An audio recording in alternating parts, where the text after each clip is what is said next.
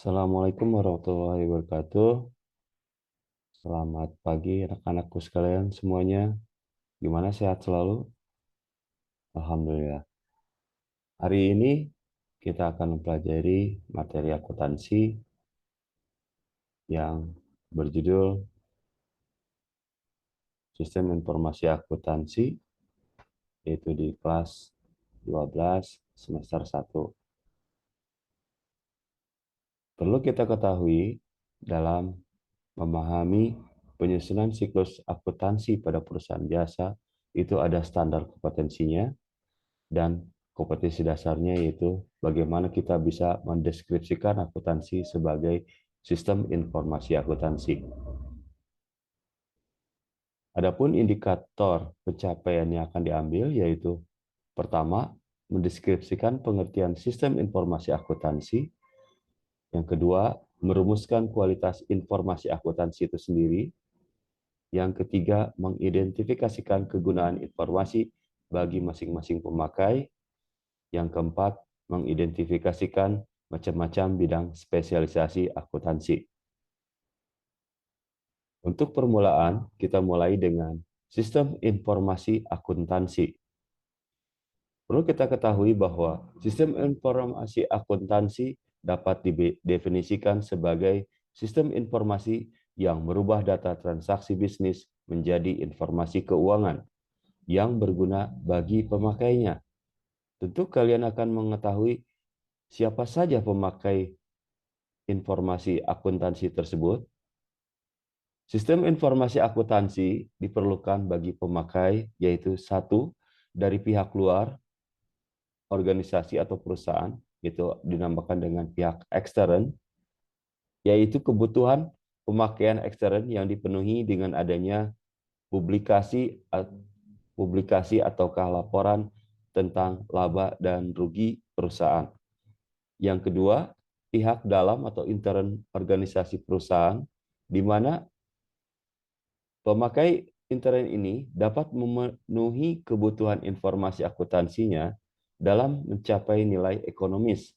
Artinya, perusahaan semaksimal mungkin harus mendapatkan laba. Lalu selanjutnya, ada dua pemakai informasi akuntansi menurut sistem informasi akuntansi.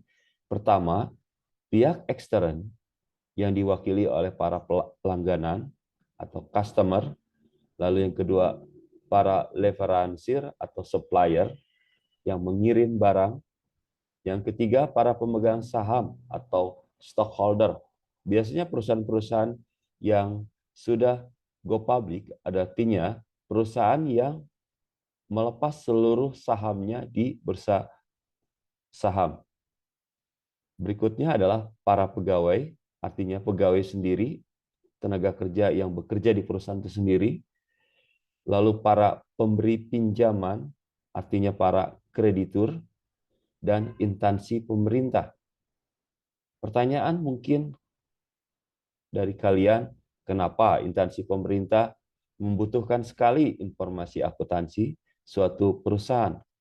Perlu kalian ketahui bahwa pemerintah di sini bisa mendapatkan keuntungan, yaitu satu, dengan adanya pengenaan pajak. Pajak yang diterima oleh pemerintah, baik itu pajak penghasilan, pendapatan penghasilan, dan pajak dari laba ataukah keuntungan dari perusahaan atau badan. Lalu yang kedua, pihak intern. Di dalam sistem informasi akuntansi, menyiapkan informasi bagi manajemen. Dengan menggunakan atau dengan melaksanakan operasi tertentu, semua data tersebut sumbernya yang diterima akan mempengaruhi hubungan organisasi perusahaan dengan lingkungan sekitarnya.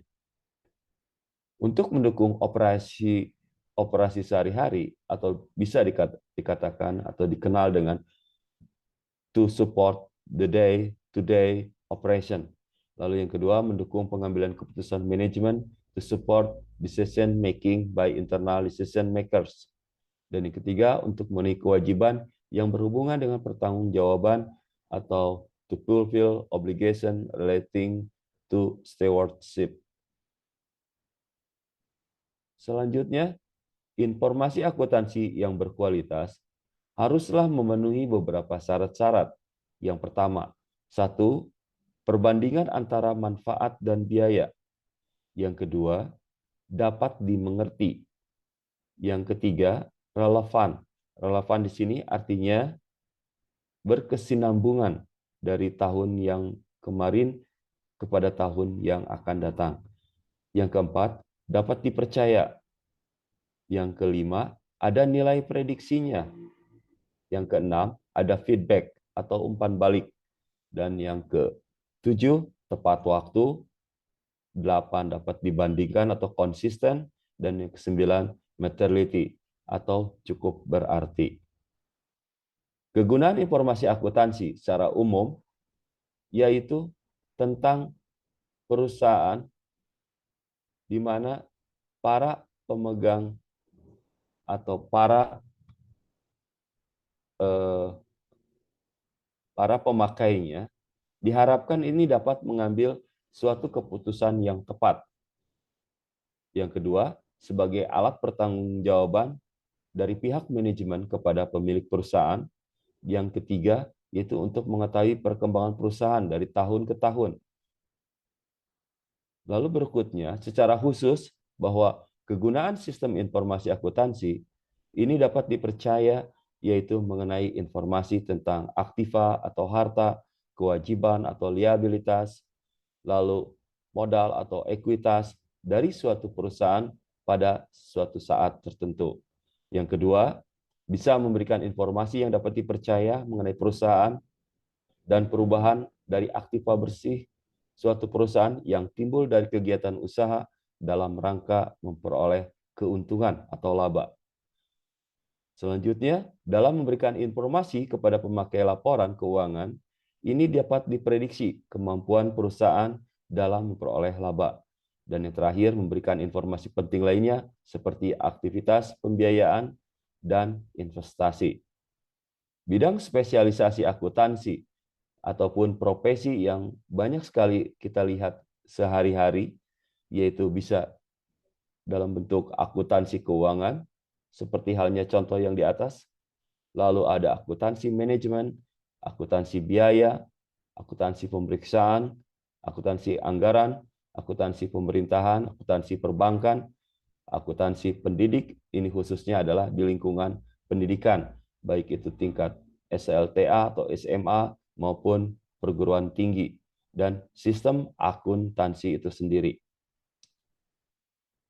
Sebagai contoh adalah soal pertama, setelah kalian mengetahui lebih detailnya, coba kalian jawab contoh soal yang ada. Pertama, jelaskan kegunaan informasi keuangan. Lalu yang kedua, sebutkan pihak ekstern pemakai informasi keuangan. Dan yang ketiga, sebutkan beberapa profesi akuntansi. Untuk melihat jawabannya, ini Bapak sudah ada sedikit gambaran. Pertama adalah kegunaan informasi akuntansi itu sendiri adalah untuk memperoleh informasi keuangan perusahaan yang akurat sehingga para pemakai dapat mengambil keputusan dengan tepat. Yang kedua, pihak ekstern yang membutuhkan informasi akuntansi bisa berupa investor, karyawan, pemerintah, kreditur, pelanggan, maupun masyarakat luas lainnya. Dan yang ketiga, bidang profesi akuntansi yang ada yaitu akuntansi keuangan, akuntansi manajemen, biaya, akuntansi pemeriksaan, akuntansi anggaran, pemerintahan, akuntansi perbankan, akuntansi pendidik, dan sistem akuntansi. Sekian penjelasan dari Bapak tentang judul yaitu sistem informasi akuntansi yang di bab pertama ini. Untuk selanjutnya nanti saksikanlah materi berikutnya yaitu tentang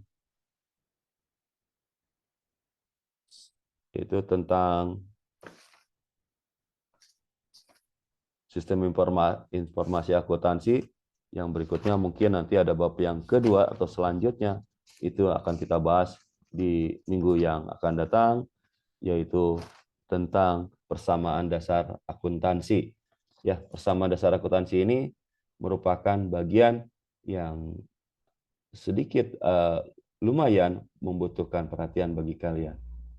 Cukup sekian dari Bapak. Wabillahi taufiq wal hidayah. Assalamualaikum warahmatullahi wabarakatuh.